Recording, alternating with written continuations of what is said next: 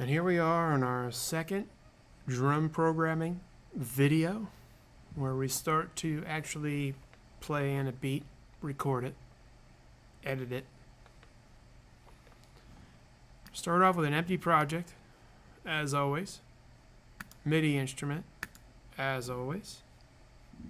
We're going to back out of the vintage electric piano, as always, and find a drum kit. I'm going to go for heavy. Great. Now, when we start to record in GarageBand, I'll remind you, this right here is the count in. You want this on because what it's going to do is going to count off the beats before you start recording, so you know when to start. It'll either count 1 bar or 2 bars. We're in 4/4, so 1 bar would be 4 clicks, 2 bars would be 8. The way you change that is you go to the record menu, at the top, change the count in from 1 to 2 bars. I'm leaving mine at 1. With this off, you won't hear a count in. That's no good. Unless, you know, in other circumstances it might work. But for us, what we're doing, leave it on. Second thing you want to do is mind what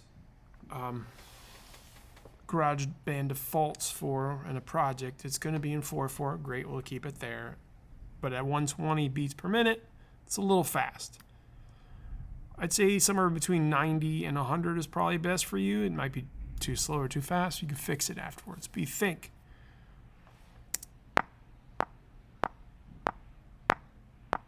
That's your beat there. You want to play eighth notes in here. All right. As a general rule of thumb, so what I want you to learn to do first is be able to program a drum beat in that has the kick on 1 and 3, the snare on 2 and 4, and the hi-hats on eighth notes. When you're recording, you want to do it by measure, by 2 measures, or by 4 measures. So if you're doing 1 measure that's going to repeat itself, just record 1 measure and you can copy it over 4 times or 3 times to be 4 measures. But when you build music, you want to do it in groups of 4. 4 bars, 8 bars, 16 bars, 32 bars. Most of the stuff we listen to, it works that way. It could be different, but these are the rules that I'm setting. I want you to learn how to do it this way first. All right, so I'm going to show you exactly that. I'm going to record a drum beat that has the kick on 1 and 3, the snare on 2 and 4, and the hi-hats on eighth notes.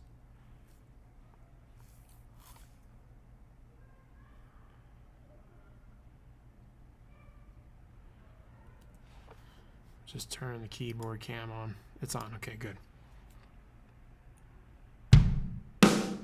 Now I'm going to do this 1 instrument at a time. Make it very simple for you.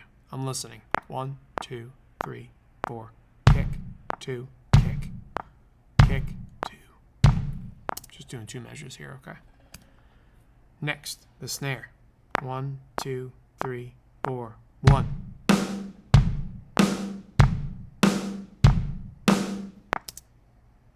Next, I'm going to do the hi-hat.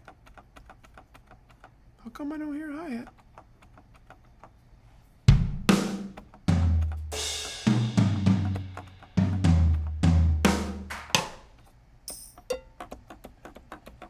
Did it pick a drum sound that doesn't have hi-hats? Leave it to me. All right, got to change it. I guess the heavy drum set doesn't have hi-hats. I just learned something new.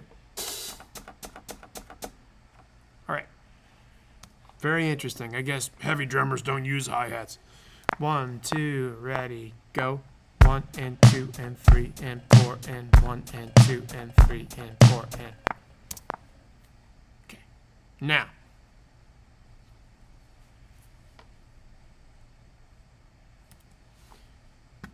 shutting the keyboard cam off so you can see what I'm going to do now. I want to edit this. I played it in with using a piano keyboard.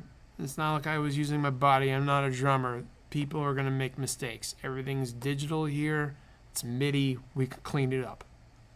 So I was saying to you in class, it doesn't have to be perfect. Just try to get there, because the closer you are, the less work you need to do to clean something up. If you double click here, it's going to open the edit window. Also, if you hit the E on the Apple keyboard, it'll close and open the edit window. Here's my performance. Let's listen to it. I'm turning the click off.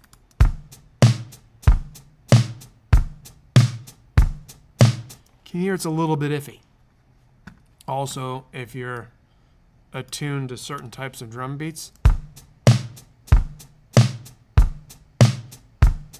you know it's kind of like Billie Jean from Michael Jackson. All right, so look. This right here. Let's move the playhead out of the way. This is the playhead. I think it's, in GarageBand, it's called the playhead thumb. I call it the transport. It basically tells you where you are, where you're going to start playing from. If loop is not engaged, it plays from the spot it's at. All right? If I hit the space bar, it plays. All right?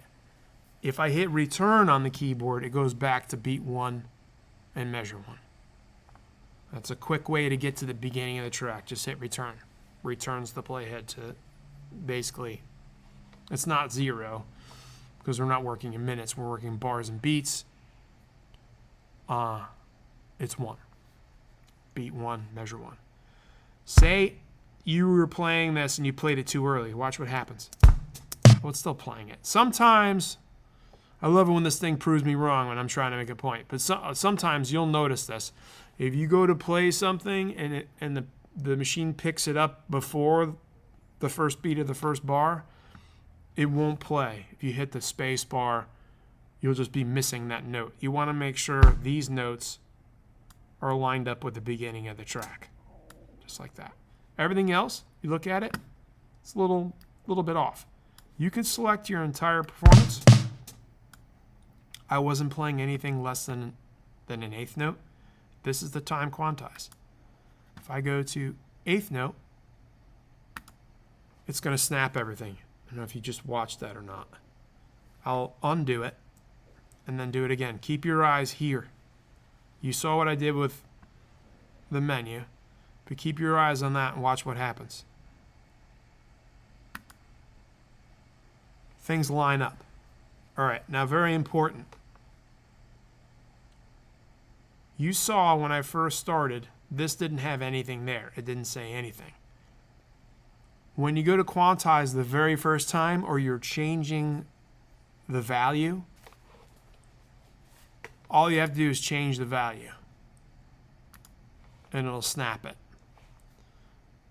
After you've already had the value where you want, you have to hit the Q button. I'm sorry if that's confusing to you. But the very first time, you don't have to hit the Q button. You just pick what you want to quantize to, and it'll quantize it. If you wanted to change the value, all you got to do is change the value. It's going to quantize for you. If the value is already set, then you have to hit the Q button for it to quantize anything else. But listen to it now. You don't hear any errors. Okay. So that's the drum beat. It was simple. I made it. Kick and snare. You could hear it sounds like what maybe a drummer might do. To copy something over, say if I said to you, you have to do 4 bars of music. Right now you have 2 bars because you see it goes up to the beginning of bar 3. That's 1 bar, 2 bars. You can just copy this over. The easiest way to copy in GarageBand for me is you hold down the Option key on the keyboard and click and drag. Just make sure you let go of the mouse before you let go of the Option key, and now I have 4 bars.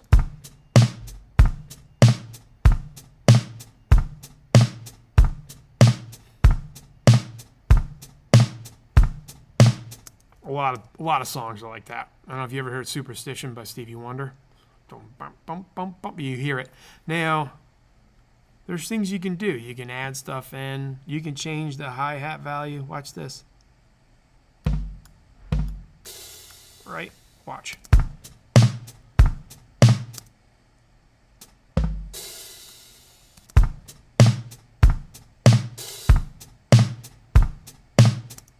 You know, change it every other time.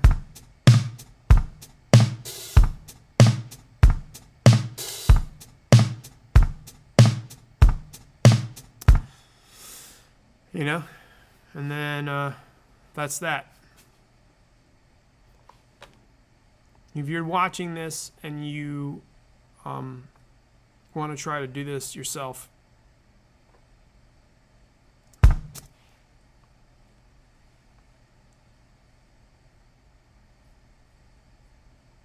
just do it, man. You know what I'm saying? Go ahead.